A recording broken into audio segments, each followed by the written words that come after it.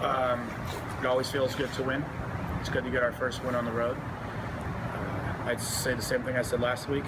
We bent in the back, but we didn't break. I thought in the first half we created some good chances. Probably deserved to be out in front a little bit. The second half, we got pushed back. There were times when they had 7 and 8 people in our box off the run of play, and we're just putting balls into the box. They're very hard to play against, especially here. So anytime you go on the road in this league and get points, you take it and you feel good about it. But we'll have a lot of learning to do and growing to do from this game to keep going forwards.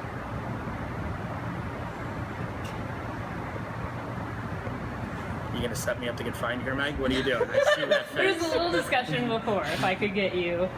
I mean, not to, but I mean, there certainly were. I mean, you know, there was clearly some frustration early on that there was a yellow card 7th minute, which I think set the tone for that game. So how do you adjust after that happens? Well, I was easily more vocal in this game with the referees than the previous 3 combined. I think it's, you know, when you have that particular referee who is supposed to be the standard of the league, rightfully so. She's earned that reputation and that respect. You know, there's expectations that come with that. And I would simply say that I don't think those expectations were maybe meant in full terms tonight. You know, I'll have to go back and watch the film, but it sure looked like the girl caught the ball on the penalty kick to bring it down. So if she's allowed to catch it to bring it down, then maybe Julie's allowed to wrap her up to tackle her, because it's almost like a punt at that point. But you know, the first foul, and if you follow the league and you know who Jen is, you know, that's probably Jen's first yellow card of her life. So it's not like there's anything malicious in that tackle, but it's the first foul of the game, and it's 7 minutes in, and it's a yellow card.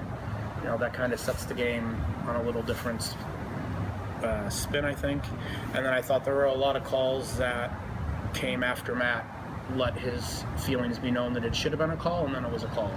I don't think it's good for anybody.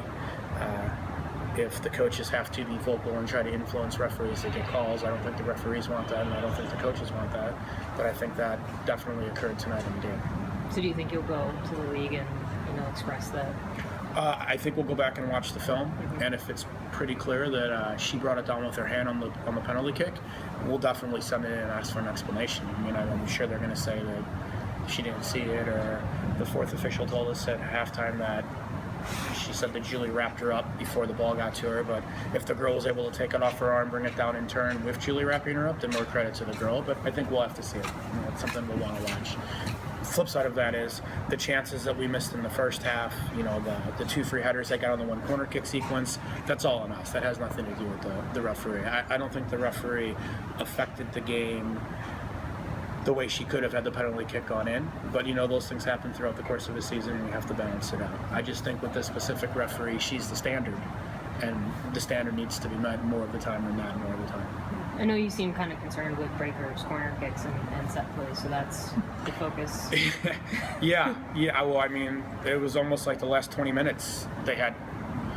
The run of play was like corners. I mean, they overloaded the backside. They had 5 and 6 people in the box. They were serving balls in. So, you know, our defending in the box and our ability to win a first ball and dig out a second ball was good. Probably went through a 10-minute run where we won it, knocked it down, kicked it back to him, won it, knocked it down, kicked it back to him, and couldn't get out of our end. So we'll have to grow. I think people forget how young we really are. You know, I mean, Alyssa's our oldest player at 28. Kristen and Mats are 27, and then it's a significant drop-off. So we're not young from an experience standpoint, but we're still young. So that growing, I mean, we're in the 90th minute and we break out, and Mats and Soph and Amanda and Kristen and Gilly are all going, and we're on the bench yelling, no! I mean, so I think that's part of the growth. Anything else? Well said. All right, thanks, guys. Thank you.